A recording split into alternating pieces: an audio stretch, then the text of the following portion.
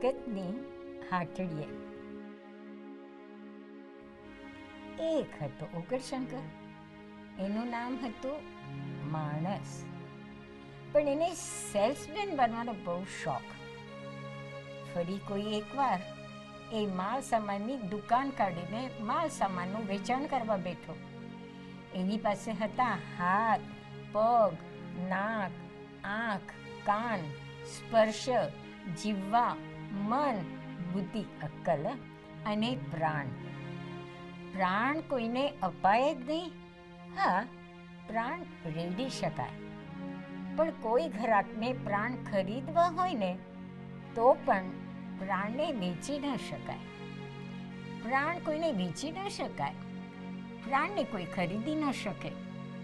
માટે હાટડીમાં પ્રાણની વાત મંડાય જ નહીં.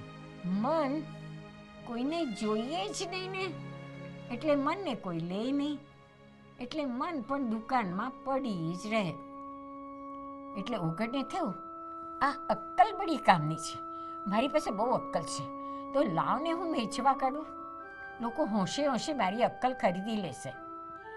ઉગડશંકરની દુકાનમાં જે કોઈ ખરીદાર આવે ને, ઉગડશંકર હોંશે હોંશે એને પોતાની અક્કલ બતાવે.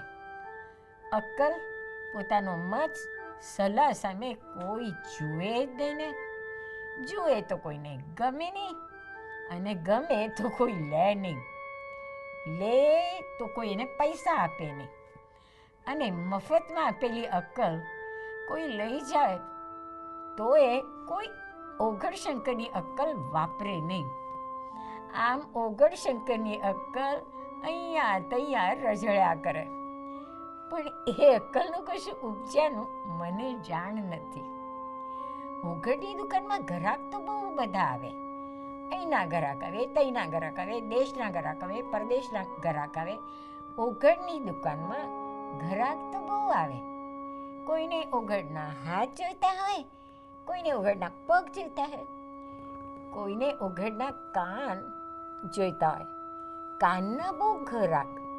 બધા આવીને કહે, હું બોલું ને તું સાંભળ, હું કહું ને તું એના પર ધ્યાન આપ, હું મારા દુખડા ગાઉં અને તું એને કાન દે. મારી વાત સાંભળ, સાંભળ, સાંભળ ને. આમ ઉગડની દુકાનમાં સૌથી વધારે ગ્રાહક ઉગડના કાન માટે આવે. પણ ઉગડ જેનું નામ, એ ભૂલે ચૂકે કોઈને કાન ન આપે. કઈ મારી પાસે બહુ સરસ જીવવા છે, તમે કાન કાન શું કરો છો? મારી જીભડીને ખરીદી લો ને. પણ ગ્રાહકો પણ કમાલના.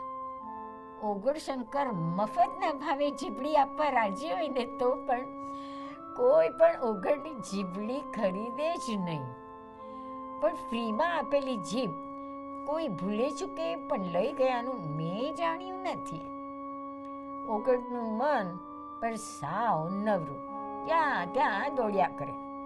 પણ ગ્રાહક આવે એને ઉગડશંકરના મનની તો કંઈ પડી જ ના હોય. પણ ઉગડશંકરના મનને અહીં તઈ ભટકવાનું બહુ ગમે, બહુ ગમે. પણ કોઈ પોતાની સાથે ઉગડશંકરના મનને લઈ જ ના જાય. બીજી કરાતી હાથ અને પગની હોય. કોઈને ઉગડના હાથ જોઈતા હોય, મારું આટલું કામ છે ઉગડભાઈ, તમારા હાથ દો ને મારા કામ થઈ જાય. તો કોઈને ઉગડના પગ જોઈતા હોય. ઉગડ ભૈલા દોડતો જાને, જઈને મારું આટલું કામ કરી નાખને. પણ ઉગડ હાથ અને પગ આપવા એને ગમે નહીં. ઉગડશંકર કોઈને હાથ પગ આપે નહીં.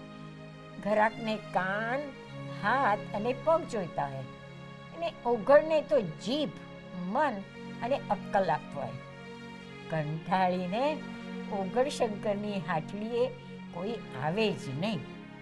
આવે તોય કશું એ ખરીદ્યા વગર ચાલતું થઈ જાય. ઉગડનો ગલ્લો ખાલી ખમ હતો. એક હતો ઉગડશંકર, શાણો. એનું નામ શું પડશું? ઠીક છે, તમને જે નામ કરવું હોય તે તમે તમારું નામકરણ કરજો. હા, તો ઉગડશંકર પણ હાટડીમાં હાથ, પગ, નાક, આંખ, કાન, મન, બુદ્ધિને પ્રાણ લઈને બેઠો.